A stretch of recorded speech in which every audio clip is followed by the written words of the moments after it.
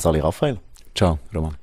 Die Vollgeld Initiative, falls überhaupt möglich, ganz kurz, um was geht's und wie stimmst du ab? Bei der Vollgeld-Initiative geht es darum, dass unser Geld nur noch von der Schweizerischen Nationalbank soll hergestellt werden und nicht wie heute zu 90% von privaten Banken, wie einer UBS oder einer CS, weil nur die Nationalbank hat den Auftrag, im Gesamtinteresse der Schweiz Geld herzustellen, ganz im Gegenteil zu den privaten Geschäftsbanken. Ich würde selbstverständlich ja stimmen. Es ist aber schon so, die Initiative würde das Geldsystem in der Schweiz revolutionieren. Also was stimmt dann mit dem aktuellen System nicht und was würdet ihr besser machen? Ich verstehe an der Revolution etwas anderes, als wenn man eine Verbesserung vom Geldsystem anstrebt. Heute ist das Problem folgendes. Private Geschäftsbanken erzeugen 90% von unserem Geld erzeugen. Das ist das elektronische Geld, das bei uns auf dem Konto ist, das wir per E-Banking zahlen können, das wir mit der Karte zahlen können. Und die Nationalbank stellt nur noch das Bargeld her. Und das Bargeld, das ist aber nur 10% von unserer Geldmenge. Und wenn 90% von unserem Geld, also von einer Geschäftsbank in einer UBS, in einer CS, aber auch einer kleinen Raiffeisenbank, all diesen Geschäftsbanken hergestellt wird, dann haben die halt ein anderes Interesse zum Geld herstellen als die Nationalbank. Die Nationalbank ist gemäss Verfassung für das Allgemeinwohl da, ist für die Volkswirtschaft der Schweiz da. Sie muss Politik betreiben im Interesse der Schweiz. Und private Geschäftsbanken, die sind natürlich nicht der gesamten Schweiz verpflichtet, sondern vor allem und in erster Linie ihren Aktionär. Und das führt dazu, dass Banken gerade in Boomzeiten immer mehr Geld herstellen, als eigentlich Wirtschaftsleistung vorhanden ist. Und das führt dann dazu, dass sich Blasen bilden, weil das zu viele Geld, das wird irgendwo angelegt werden. Und dann haben wir immer wieder Blasen und die platzen früher oder später. Und dann muss die Allgemeinheit dafür aufkommen, dass sich Banken verspekuliert haben. Das ist eine Schweinerei, das wollen wir ändern. Das wäre jetzt genau die Too-Big-to-Fail-Problematik, die du eigentlich mit ansprichst, dass der Staat nachher die Banken muss retten. Wenn jetzt der Staat nicht mehr die privaten Banken muss retten, sondern halt das einfach dann die SNB haftet, wo ist denn da der Unterschied? Eine private Geschäftsbank ist ein Wirtschaftsteilnehmer und ich bin der Meinung, dass gerade aus einer liberalen Sicht der Wirtschaftsteilnehmer muss Konkurs gehen, wenn er schlecht gewirtschaftet hat. Heute können wir das eigentlich uns nicht erlauben, weil gerade grosse Banken sind so wichtig für den Zahlungsverkehr und dafür, dass unser Lohnkonto quasi weiterhin bestehen bleibt, dass wir sie müssen retten, wenn sie gefährdet sind. Und Vollgeld will der Zahlungsverkehr und unsere Lohnkonten ausgliedern aus den Bilanzen der Banken.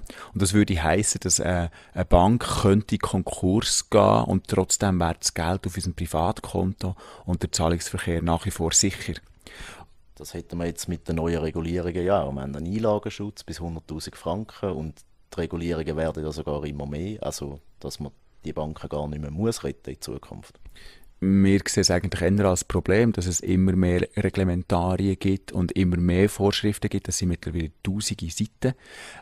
Und wenn man so etwas so stark muss reglementieren, dann hat man auch aus liberaler Sicht unten dran ein Problem nicht sauber behoben. Sonst müssen wir nicht oben durch so viele Reglementarien schaffen.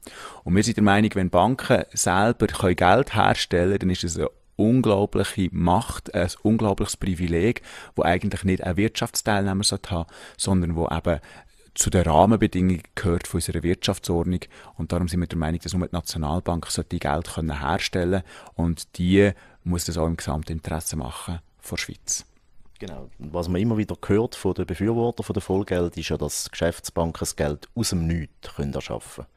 Wie ist jetzt also aus dem Nichts ist es ja nicht. Das hat dann immer einen Gegenwert dahinter, vielleicht ein Haus, ein Unternehmen. Und jetzt euer Konzept ist ja, dass die SNB wiederum, wenn Vollgeld angenommen wird, das Geld erschafft und das für nichts verschenkt, verteilt. Wie geht denn das auf? Ja, eigentlich muss man da ein bisschen in die Diskussion hineingehen, was ist eigentlich Geld? Und Geld ist halt heutzutage tatsächlich etwas, wo eigentlich praktisch nichts mehr Materielles dahinter hat. Also Goldstandard ist schon lange nicht mehr der Fall. Wir haben keinen Metallwert mehr in unseren Münzen. Und 1000er-Note hat Produktionskosten von 40 Rappen. Trotzdem ist sie 1000 Franken wert. Und genau gleich ist es auch beim elektronischen Geld. Das elektronische Geld, das wird halt per Tastatur in einem Computer erzeugt. Und die Frage ist ja schlussendlich, was ist der Wert, der dahinter steckt? Das ist, glaube ich, auch so ein bisschen deine Frage eigentlich gewesen. Und wenn heute eine Bank Geld erschaffen, Respektive die Banken, die heute selber Gelder schaffen, die zu 80% das Geld nicht in die reale Wirtschaft hineinleiten, sondern in den Finanzmarkt hinein. Und das ist halt ein grosses Problem, weil es dazu führt, dass unsere KMU unter Umständen nicht zu genug Kredit herkommen, um Investitionen tätigen. Und es führt immer wieder zu Finanzblasen in den Finanzmärkten. Und die wirken sich dann aber unter Umständen negativ aus auf die Realwirtschaft.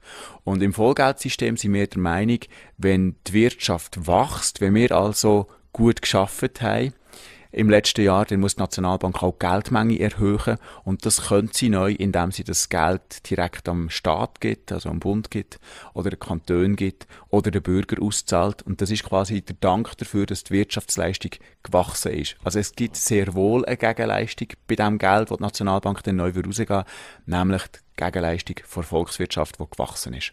Und das sind ja dann quasi Ausgaben, wo die Politik mitentscheidet, wird dann der Druck auf die Schweizer Nationalbank nicht unglaublich hoch, wenn es darum geht, da müssen wir einen neuen Flughafen haben oder eine neue Schule. Dann hat man den Verfassungstext wahrscheinlich missverstanden. Es ist ganz klar, dass die Nationalbank einerseits gestärkt wird. Sie bekommt nämlich den gleichen Verfassungsauftrag oder ganz einen ähnlichen Verfassungsauftrag wie das Bundesgericht, nämlich, dass sie unabhängig ist. Und gleichzeitig entscheidet auch nur die Nationalbank, wie viel neues Geld das ausgegeben wird. Also es ist nicht die Politik, die sagt, hey, ich hätte gerne ein neues Spital finanziert, jetzt SMB drückt mir das Geld dafür. Das wäre nicht der Fall, sondern die Nationalbank würde schauen, wie viel Geld muss ich neu in Umlauf bringen, dass die Wertstabilität vom Schweizer Franken gewährleistet ist. Und das Geld würde dann über unterschiedliche Mechanismen verteilt werden. Und da hat die Politik könnte auch mit dem Geld arbeiten, aber sie kann nicht verlangen, dass jetzt die Nationalbank plötzlich mehr Geld vergibt. Und einen ganz ähnlichen Mechanismus haben wir heute eigentlich auch schon, wenn die Nationalbank nämlich Gewinn macht. Ich glaube, 54 Milliarden Gewinn hat sie gemacht letztes Jahr. Davon schüttet sie nur 2 Milliarden aus. Und das wäre genau gleich im Vollgeldmodell auch. Auch dort wird die Nationalbank Geld ausschütten an Bund, Kanton und neu aber auch die Bürger. Das würde heissen, dass jeder Schweizer Bürger vielleicht so 200 Franken pro Jahr, 300 Franken pro Jahr würde bekommen. Stichwort Bürgerdividende, das du ansprichst, Genau. Ist das nicht eigentlich ein Euphemismus für das umstrittene Konzept vom Helikoptergeld?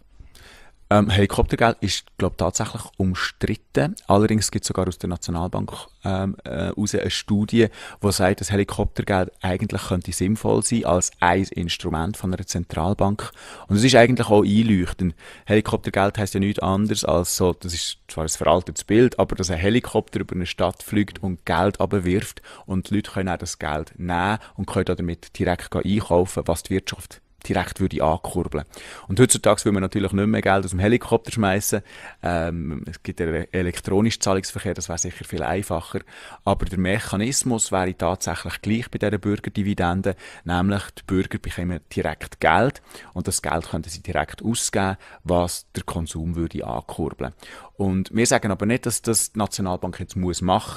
Wir geben der Nationalbank einfach mehr Instrumente, um ihren Aufgaben besser gerecht zu werden, als sie das heute kann. Du hast jetzt viel vom Buchgeld oder vom elektronischen Geld geredet, dass man das per Knopfdruck kann erzeugen kann.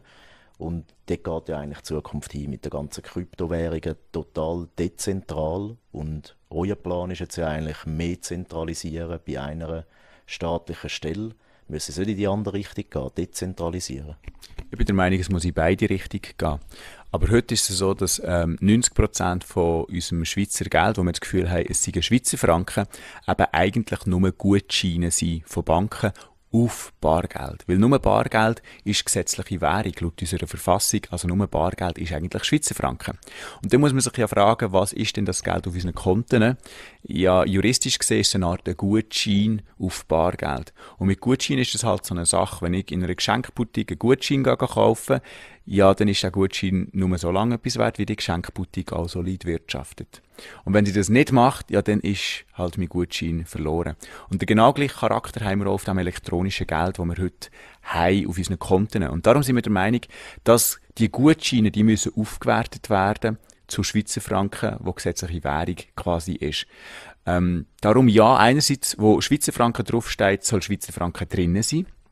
Und gleichzeitig sagt aber der Verfassungstext der Vollgeldinitiative auch aus, dass komplementäre Währungssysteme sollen zulässig sein.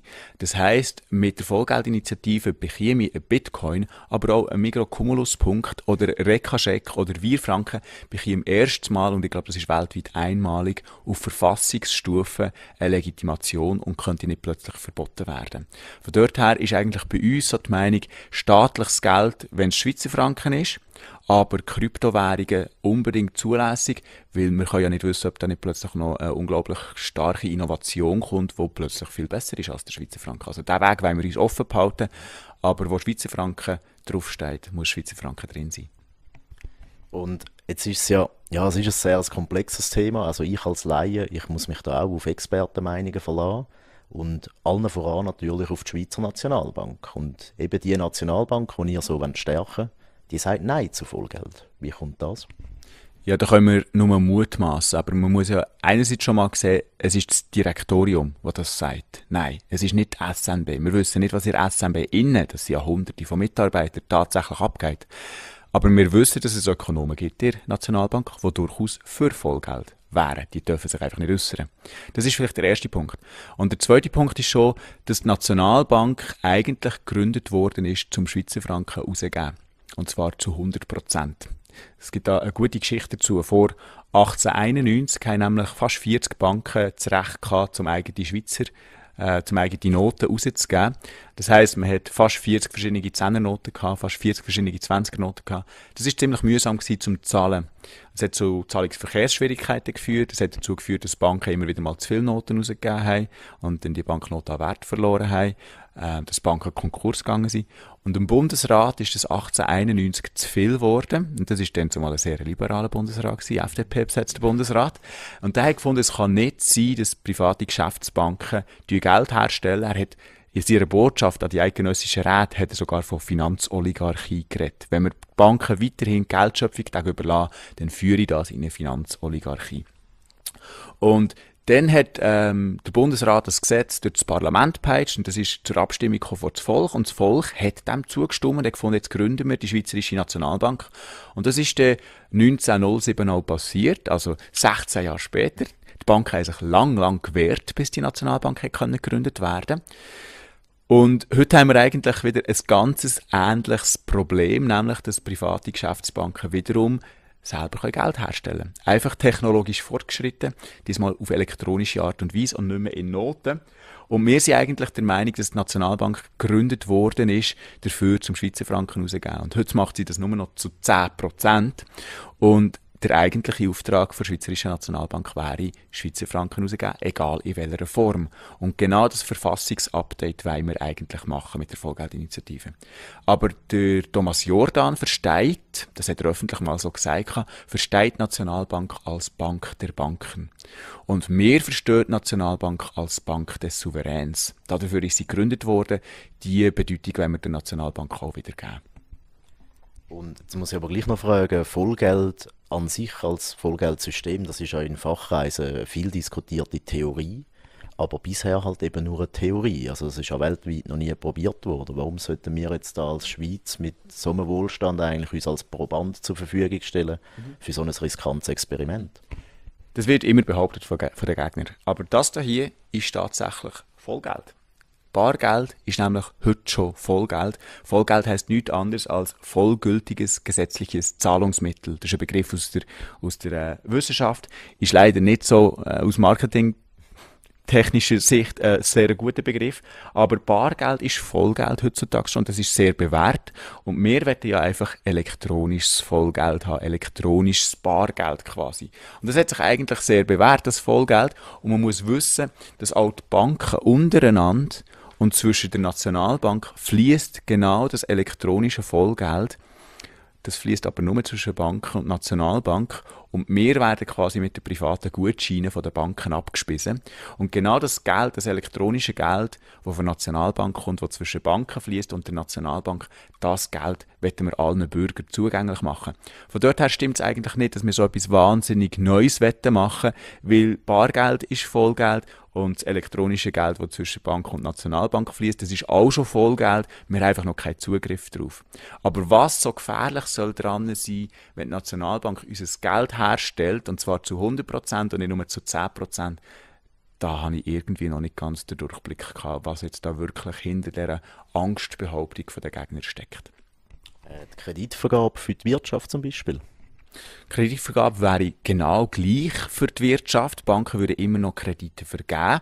Und die Nationalbank bekäme sogar den ausdrücklichen Auftrag, und den hat sie heute nicht, dass genug Geld in Umlauf ist, sodass die Banken jederzeit Kreditgewährung gewährleisten können. Und diesen Auftrag hat die Nationalbank heute nicht. Heute muss sie nicht dafür schauen, dass die Wirtschaft mit genug Geld versorgt ist. Und das führt halt auch dazu, dass eben ganz viel von dem neuen Geld, das Banken erschaffen, eben nicht bei den KMU landen, sondern im Finanzcasino, wo man zum Teil halt auch die grösseren Renditen machen kann. Und der einzige Unterschied im Vollgeldmodell wäre, dass die Bank, wenn sie einen Kredit vergeben will, zuerst das Geld muss haben. Und das ist völlig das Natürlichste der Welt. Auch wenn du einen Kredit irgendjemandem geben willst, wenn ein Unternehmen irgendjemandem einen Kredit vergeben will, dann muss sie zuerst das Geld haben. Banken haben heute ein unglaubliches Privileg. Das ist eine Marktverzerrung vom Gröbsten, wenn einer der Wirtschaftsteilnehmer sich selber das Geld erschaffen kann und das Geld kann verleihen gegen Zinsen oder auch selber damit kann einkaufen kann. Die Aargauer Kantonalbank, die schreibt in ihrer Broschüre, dass Banken mit selber hergestelltem Geld auch Immobilien kaufen können, Gold kaufen können, Aktien kaufen können. Das ist doch eine unglaubliche Wettbewerbsverzerrung. Das ist wie wenn wir am Monopoly spielen zusammen und die Bank würde mitspielen. Das ist einfach nicht ein faires Spiel, das ist eine Marktverzerrung. Und die Vollgeldinitiative will quasi eine Gewaltentrennung im Geldsystem. Das ist ein ordoliberales Anliegen. Wir wollen, dass die Schweizer Nationalbank das Geld herstellt, also quasi die Spielsteine zur Verfügung stellt. Und wir als Wirtschaftsteilnehmer inklusive der Banken, wir tun auch mit dem Geld wirtschaften, aber die Banken dürfen selber nicht mehr Geld herstellen. Kommen wir mal noch zu der politischen Dimension im Moment. Wie schätzt du die Kampagne der Gegnerin der Vollgeld-Initiative? Sind dort Fake News unterwegs oder Mut zur Lücke? Wie schätzt du das? Die Gegner der Vollgeld-Initiative, die sind sich gewöhnt, Politik zu machen. Das sind wir nicht. Wir haben das noch nie gemacht. Und die Gegner der Vollgeld-Initiative wissen ganz genau, welche Knöpfe das sie müssen drücken müssen, um Angst auszulösen vor dieser Vollgeld-Initiative. Und das machen sie. Das machen sie, indem sie Auslassungen machen, indem sie nur einen Artikel rauspicken aus dem Verfassungstext und einen zweiten Artikel, der quasi eine Erweiterung ist, dann wie auslassen. Und durch das können sie eine falsche Argumentation verbreiten. Ich gebe ein Beispiel. Im Verfassungstext steht, dass die Nationalbank eben Geld kann am Kanton geben, den Bürger geben oder auch dem Staat kann geben. Und auf dem wird jetzt umgeritten von den Gegnern und sie sagen dann, ja gut, wenn man das Geld verschenken als Nationalbank, dann könnte man ja das Geld nie mehr zurückfordern. Das ist richtig. Und wenn die Vollgeldinitiative das verlangen, dann wäre es eine schlechte Initiative, dann wäre ich selber auch dagegen. Und darum gibt es im Verfassungstext der Initiative noch eine zweite Möglichkeit, nämlich, dass die Nationalbank auch Darlehen an die Banken geben kann. Und Darlehen müssen wieder zurückgezahlt werden. Und auch alle anderen Instrumente, die die Nationalbank zur Geldmengensteuerung hat, die sie heute auch schon hat, wir nehmen keinen weg. Durch das kann die Nationalbank sehr viel flexibler Geldmenge steuern, als sie das eigentlich heute kann. Aber das ist so eine Auslassung und eine Falschbehauptung von unseren Gegnern. Und darauf wird dann ein Angstszenario gebildet. Es gibt eine Inflation, eine Hyperinflation, vielleicht sogar so schlimm wie in Venezuela, was weiss ich was. Aber wenn man den Verfassungstext anschaut und schaut, ob hinter diesen Behauptungen von den Gegnern tatsächlich ein Argument steckt, das schlüssig durchargumentiert ist, dann merkt man, nein, es ist es einfach nicht. Aber es ist halt einfacher, etwas zu behaupten, als schlüssig zu argumentieren. Da sind wir ein bisschen in einer schwierigen Position. Und wo machen denn deiner Meinung nach die Gegner der Vollgeldinitiative den grössten Denkfehler? Ich glaube nicht, dass sie Denkfehler machen. Ich glaube, Also du unterstellst eigentlich, sie machen das ganz bewusst. seit Jahren sind wir in Kontakt mit diversen Gegnern. Seit Jahren weisen wir sie darauf hin, dass es nicht zulässig ist, eben nur einen Aspekt der Initiative rauszugreifen und den anderen Aspekt einfach auszulassen. Trotzdem machen sie es weiterhin und dann haben wir eigentlich keine andere Wahl, als anzunehmen, dass sie es halt absichtlich machen. Und das ist dann halt Politik. Und wir kommen halt eher so ein bisschen aus einem unternehmerischen, wissenschaftlichen Spektrum raus und wollen ein Geldsystem, das auf dem Kopf steht, wieder auf die Füße zurückstellen. Und wir haben keine mächtigen Interessen im Hintergrund. Und es gibt eine deutliche Beobachtung, die ich schon ziemlich frappant finde, nämlich, dass die Bankiervereinigung vor etwa 3 Jahren hat ein Argumentarium gegen die Vollgeldinitiative herausgegeben. Und die genau gleichen Argumente, zum Teil 1:1, finden wir jetzt bei quasi allen Parteien, bei allen grossen Organisationen, die gegen die Vollgeldinitiative sind. Und das zeigt einfach auf, wie unglaublich stark das Lobbying der Banken ist, wie unglaublich durchsetzungsmächtig das sie all sind. Und es zeigt halt auch auf, dass Banken unsere Gesellschaft sehr stark im Griff haben. Und genau die Abhängigkeit von den Banken, die wollen wir versuchen, ein Stück weit zu lösen, ohne den Banken zu schaden. Die Banken sind wichtig für das Wirtschaftsmodell, völlig klar. Aber es kann doch nicht sein, dass wir Banken retten müssen, wenn Banken sich verspekulieren. Was mich jetzt noch interessieren würde, ist das Abstimmungsbüchlein vom Bundesrat. Dort haben ihr geschrieben, oder die Befürworter von der Vollgeldinitiative haben geschrieben, dort hätte es Fehlinformationen drin, oder da wäre die Bevölkerung, kann man sagen, verarscht. Inwiefern? Ja, leider ist das Bundesbüchlein tatsächlich nicht korrekt. Es entspricht nicht dem Anspruch, den das Bundesgericht zum Beispiel an das Bundesbüchlein stellt, nämlich, dass das Bundesbüchlein transparent, vollständig und ohne Auslassungen ist. Und genau diese 3 Faktoren sind nicht erfüllt, darum haben wir Beschwerden eingereicht. Ich gebe ein Beispiel. In diesem Bundesbüchlein da steht, dass Banken auf 2 verschiedene Arten Kredit vergeben können. Eine Art von Kreditvergabe sei, indem sie Spargelder nehmen und die Spargelder weitergeben an Kreditnehmende. Und das ist auch das Bild, das die Bevölkerung eigentlich hat, wie eine Kreditvergabe funktioniert. De facto ist das aber ein Märchen. Es funktioniert halt eben einfach nicht so. Und im Bundesbüchlein steht dann eben noch eine zweite Möglichkeit, wie Kredite auch vergeben werden können, nämlich indem Banken Geld herstellen. Und wissenschaftlich betrachtet, rein faktisch, ist das die einzige Möglichkeit. Jedes Mal, wenn eine Bank einen Kredit vergibt, dann entsteht neues Geld und Geld von den Sparern wird nicht weitergegeben.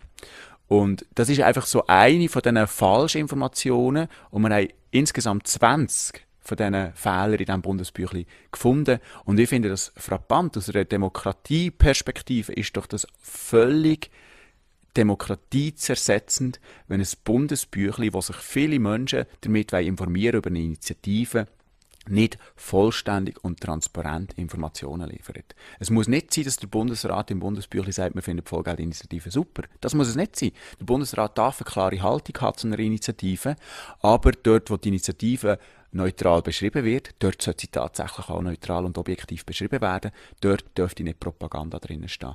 Und das finde ich persönlich extrem schade. Ein Mami irgendwie.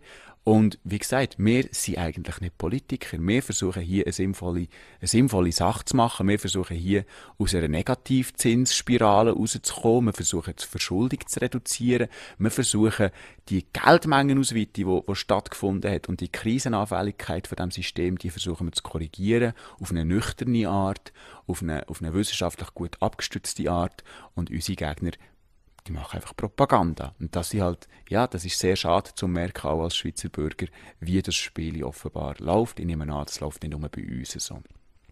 Und jetzt, ja, wenn ihr keine Politiker sind, jetzt ist ja gleich die Initiative natürlich hochpolitisch und die politisch grosse Wetterlage. Wie schätzt du das ein? Wir haben die Abstimmung am 10. Juni noch mit dem Geldspielgesetz zusammen. Siehst du da noch, wäre es lieber gewesen, hättest du es mit der No-Billag zusammen durchbringen können? Oder wie schätzt du die grosse Wetterlage politisch ein? Ich finde es eigentlich noch spannend, dass gerade 2 Geldthemen zur Abstimmung kommen.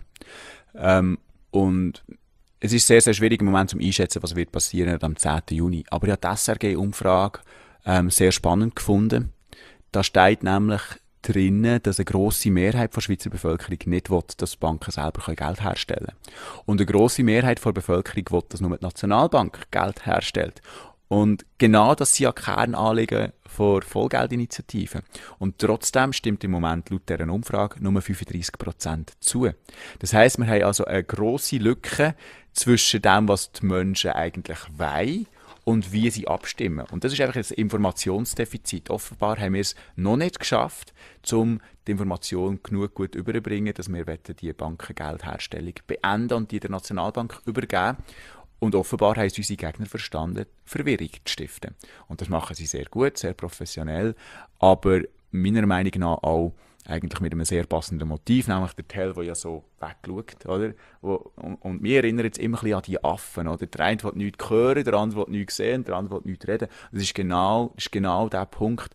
Die Gegner schauen einfach weg von den Problemen, die wir in diesem Finanzsystem haben, und wir werden versuchen, auf die Probleme aufmerksam zu machen, die Probleme sensibilisieren und zu zeigen, dass wir eine Lösung hätten. Und gibt es jetzt sonst noch etwas zu der Initiative, was du gerne würdest sagen, wo ich dich aber nicht gefragt habe? Ja, ich glaube ganz grundsätzlich, wenn es das alles zu kompliziert war für den Zuschauer, dann kann er sich eigentlich eine einfache Frage stellen, nämlich, wer soll Geld herstellen? Wer soll unser Schweizer Geld herstellen? Wer soll die Macht haben? Wir müssen uns bewusst sein, Geld ist Macht. Wer Geld herstellen kann, hat erst recht Macht. Das ist ein unglaubliches Privileg. Wer soll das Privileg haben? Wer soll davon profitieren, wenn man Geld herstellen kann? Weil wer kann Geld herstellen? Ja, der macht Geld. Mit Geldherstellung, das sind Milliardengewinne. Da muss man sich überlegen, sollen das Banken sein, die ein massives Interesse daran haben, ihren Gewinn zu maximieren? Oder tun wir das vielleicht gescheiter der Schweizerischen Nationalbank übertragen, das Privileg zum Geld zu schöpfen, weil nur die der Verfassung und dem Gesetz verpflichtet ist und nur die im Gesamtwohl der Schweiz muss Rechnung tragen. Das ist so ein bisschen die Frage, die man an der Oberfläche anschauen kann als Stimmbürger, und bin überzeugt davon, dass eigentlich eine grosse Mehrheit der Schweiz der Meinung ist, dass die Nationalbank die Aufgabe soll haben. Raffi, danke vielmals. Danke dir.